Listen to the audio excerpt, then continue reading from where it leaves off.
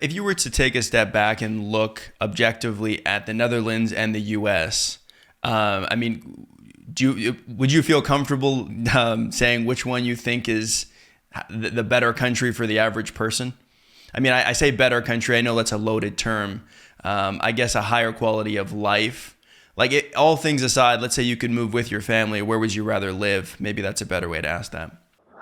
I do think for the average person, because studies have shown that for the average person, the quality of life in the Netherlands is one of the highest in the world, and it is higher than the US. So I would actually say if you look at the average person in the Netherlands versus the average person in the US, the average person in the Netherlands has a higher quality of life. There are a lot of studies that show this as well. And I do see why. The US is a great country, and there are a lot of things in the US that I value. The US is a great system if you're extremely ambitious about your career. If you're in a highly paid profession, you can make a lot more in the US if that's your goal. If you're in business, and I've met a lot of entrepreneurs in Silicon Valley who came from Europe who tell me it's way easier to do business in the US compared to Europe due to less regulations and being in an ecosystem like Silicon Valley. But that's also not the average person. The average person isn't an Elon Musk or a corporate CEO. So the US and is great if you're in that top 10, 15, 20%. But if you're talking about the average person in the Netherlands has a higher quality of life. Hmm.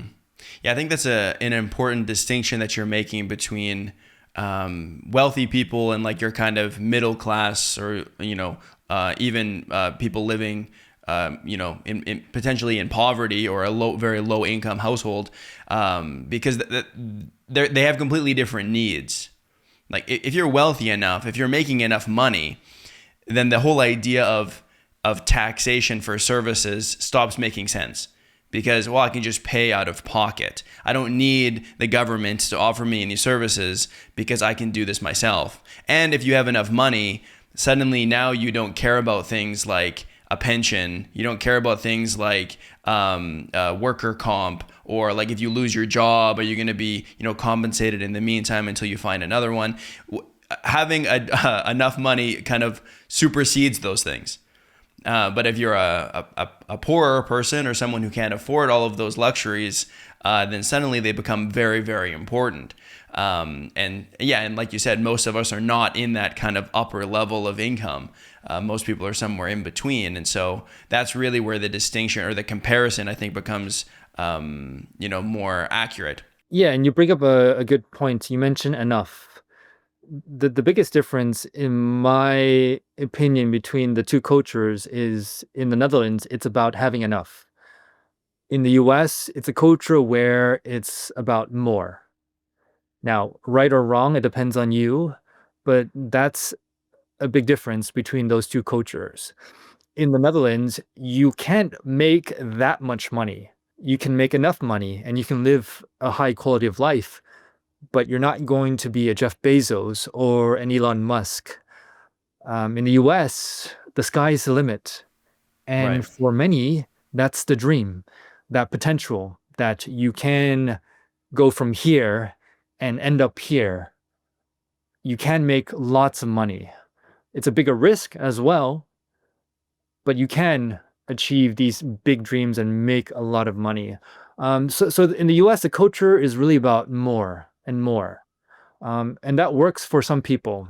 Now, for other people, a culture of enough works for them. I mean, if you live in a culture of enough, so I'm okay not making as much money to have a better quality of life, to have some services that maybe wouldn't be available to me in the US. I'm okay with that. But a part of my quality of life is that I want to travel to other countries. If you were living in the Netherlands working a full-time job, would you be able to make enough money to have somewhat of an international lifestyle? Yeah, and I was pleasantly surprised by that, where you could be working in you know, a job such as, let me think of a job that comes to mind. You could be working at a restaurant and still live a decent life in the Netherlands because they're paid, a living wage in that country. The Dutch actually have the shortest working week if you average it out in the developing world, 32 hours per week. And that's because a lot of people work part-time. But even then, you could be working 32 hours, but still take several vacations every year as well. And this, I know people, a lot of people actually who work 32 hours, 36 hours, and they take 4 or 5 vacations every year, because they have a lot more time. That's what the Dutch do have, and many Europeans. They do have a lot more time, and they have enough to take those 3, 4 vacations as well. Okay, yeah, because you're talking about paid vacations, paid time off, right? Yes.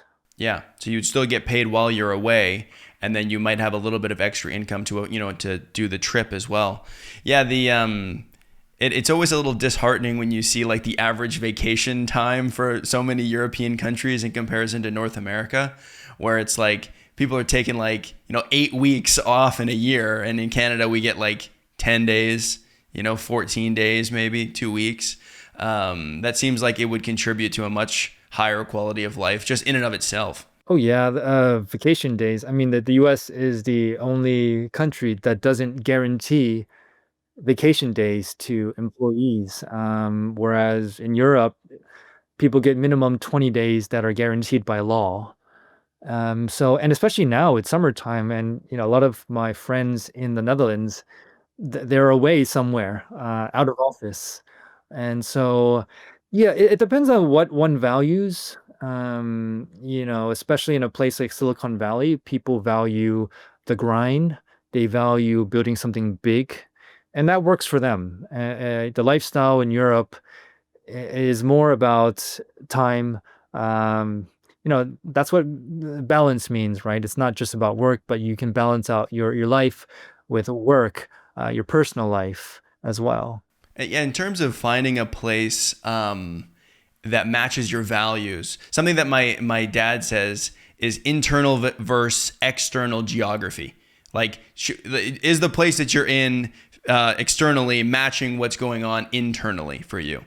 And I think that's a good way of looking at it. We can pick and choose. Hey, is this aligned with my values or does it not? Is there someplace else that would serve me better in the lifestyle that I want to have? And one of the privileges that we have as being Canadians and Americans is that privilege of mobility because of our passport. We can make that choice and say, yeah, I'm going to go to the Netherlands, and yeah, you need visas and stuff to do that, but those are available to us in a way that most of the world doesn't have that opportunity to do, right? It definitely is a privilege, and it is very true what your dad says, that there are these internal values and external values, and sometimes you get to a point in your life where these internal values don't match the external values, and it gets someone to question.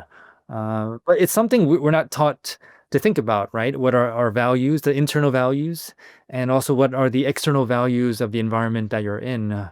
There's a lot of studies that show the biggest predictor of your well-being is the environment that you're in.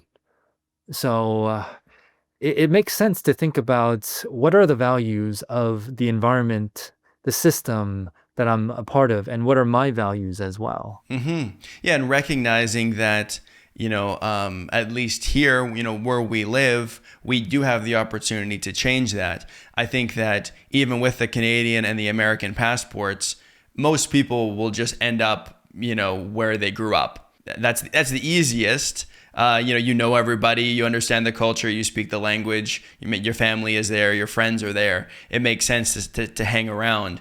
But we don't often consider what we might benefit from or what we might gain by going somewhere else, right? That's true. I know plenty of people who, grew up and have stayed where they were born, and that's completely okay.